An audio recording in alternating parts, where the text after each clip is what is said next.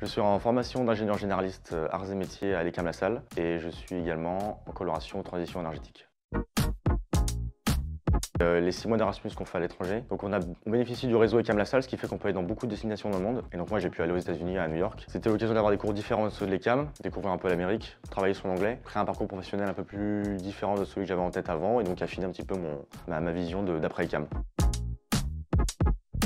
C'est d'abord le cadre, parce qu'on est sur la colline de Fourvière, donc on a une vue imprenable sur toute la ville. L'esprit ECAM, donc je trouve qu'il y a un esprit ECAM qui s'est développé pour certains depuis le début des classes préparatoires. Et à ça s'ajoute le choix d'une coloration. C'est une teinte qu'on va donner à notre parcours. On reste à globalité généraliste, mais en plus de ça, on va choisir une teinte dans un parcours, dans un pôle, et ça permet d'affiner notre projet d'études et voilà, de préparer l'après ECAM et ce qu'on va faire ensuite après nos études.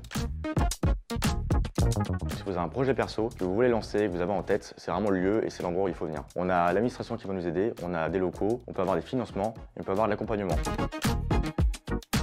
Pour la suite, je me tourne vers les énergies. Je suis en dernière année cycle ingénieur et cette année, on a un projet de R&D à réaliser et je le fais justement dans cette teinte énergétique, dans ce domaine énergétique. Et ça fait que confirmer mon projet professionnel. Donc, stage de fin d'études dans quelques mois et ensuite, ingénieur, j'espère dans les énergies et je pense bureau d'études.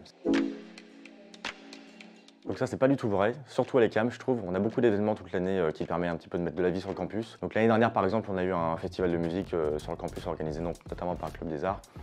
Il y avait une vue sur Lyon incroyable, il y avait des activités artistiques avec tout ça. En plus de ça, on a des clubs, beaucoup de clubs, des clubs artistiques, des clubs sportifs.